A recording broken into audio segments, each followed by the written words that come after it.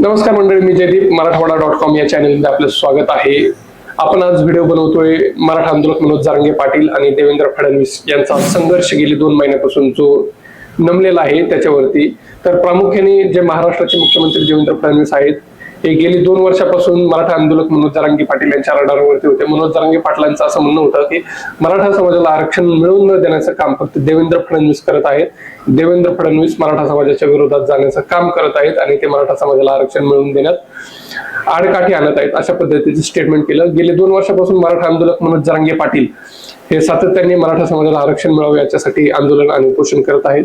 2 September रोजी शेवटी त्यांनी मुंबई गाठली आणि 2 तारखेला जो जी.आर मिळवून घेतला, त्या जी.आर मध्ये प्रमुख 6 ते 7 अटी शर्ती सहित मराठा समाजाला सातारा संस्थान आणि हैदराबाद गॅझेटनुसार आरक्षण मिळावं या प्रमुख मागणीसहित त्यांनी जी.आर सरकारकडून मिळवून घेतला.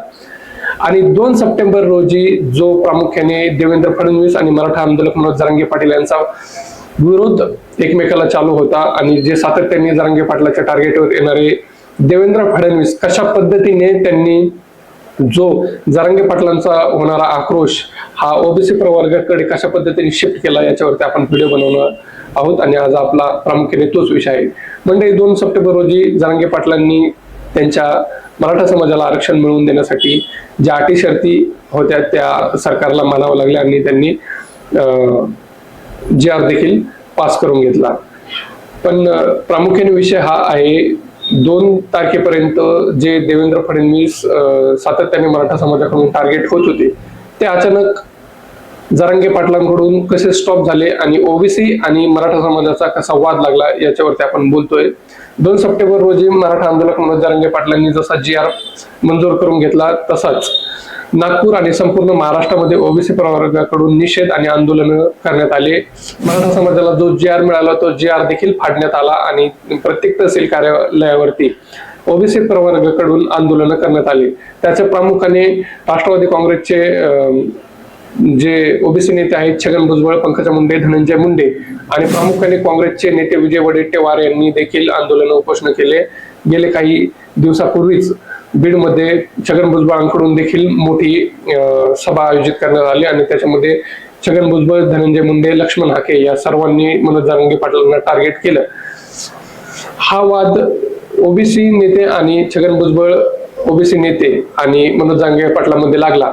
पण हा वाद महत्वाचा लागला की लावला गेला हा देखील खूप महत्वाचा प्रश्न आहे. कारण की जे सातत्याने जरांगे पाटील देवेंद्र फडणवीसांना टार्गेट करत होते, त्यांचं ते डायरेक्शन अचानक ओबीसी प्रवर्गाकडे गेलं आणि ओबीसी मराठा वाद चालू झाला. प्रामुख्याने असं बोललं जात आहे की स्थानिक स्वराज्य संस्थेच्या निवडणुकी लागल्या आणि त्या निवडणुकी लागण्याच्या अगोदर देवेंद्र फडणवीसांनी आपल्या पद्धतीने सगळे सूत्र बदलले आणि मराठा समाजाला जी.आर काढला. पण ओबीसी समाजाला कुठल्याही पद्धतीचं या जी.आर पासून धोका निर्माण होत नाही असं सातत्याने सरकार आणि त्यांच्याकडून स्टेटमेंट आहे. पण आत्ताच 2 दिवसाची आपण गोष्ट जर पाहिली तर एक महाराष्ट्र शासनाचं एक पत्र व्हायरल होत आहे आणि त्याच्यामध्ये असं बोललं जात आहे की जे 2 सप्टेंबर रोजी मराठा आंदोलक जरांगे पाटलांनी ज्या अटी शर्ती मंजूर करून घेतलेल्या आहेत त्यात हैदराबाद गॅझेटच्या अनुषंगाने साधारण 27 मराठा समाजाला ओबीसी प्रवर्गात आरक्षण मिळालेलं आहे आणि तसं ओबीसी सर्टिफिकेट देखील त्यांना मिळालेलं आहे. मराठवाड्यातल्या 6 ते 7 जिल्ह्यामध्ये ही प्रोसेस प्रामुख्याने चालू आहे. पण सर्वाधिक जास्त 26 ते 27 ओबीसी प्रमाणपत्र हे बीड जिल्ह्यामध्ये निघलेले आहे. जरांगे पाटलांच्या जी.आरचा फायदा 100% मराठा समाजाला होत आहे. पण सातत्याने जे देवेंद्र फडणवीस बोलत आहेत की ओबीसी समाजाला याच्यापासून नुकसान नाहीये, हा सपशेल दावा फोल ठरण्यात येत आहे आणि ओबीसी प्रवर्गामध्ये मराठा समाज हा सातत्याने जात आहे, जाणार आहे आणि याचं सर्व श्रेय मराठा आंदोलक मनोज जरांगे पाटलांना मिळत आहे. एकूणच याचा संपूर्ण तात्पर्य असा होतोय की देवेंद्र फडणवीसांनी बरोबर ओबीसी प्रवर्गामध्ये मराठा समाजाला जाण्यासाठी जो जी.आर मनोज जरांगे पाटलांना त्यांच्या अटी शर्ती काढून दिलेला आहे, हा मराठा समाजाला फायदेशीर देखील होणार आहे. आणि मराठा समाजाचं मतदान देखील आता स्थानिक स्वराज्य संस्थेमध्ये देवेंद्र फडणवीस आणि भाजप सरकारला मिळण्याची दाट शक्यता आहे.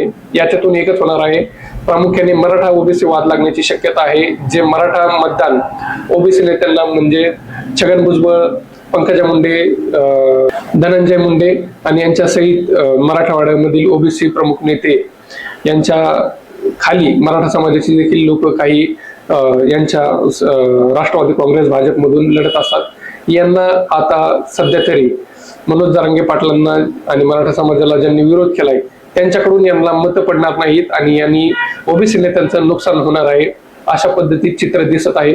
एकूणच हा वाद अशा पद्धतीने स्थानिक स्वराज्य संस्थेच्या निवडणुकीत आरक्षण जाहीर झालेलं आहे आणि त्याच्याच अनुषंगाने आज त्यांची भूमिका देखील निर्णायक होणार आहे। तर अशा पद्धतीने सध्या तरी ओबीसी समाज आणि ओबीसी प्रवर्ग, ओबीसी नेते हे बॅकफुटवर पडलेले आपल्याला दिसत आहेत।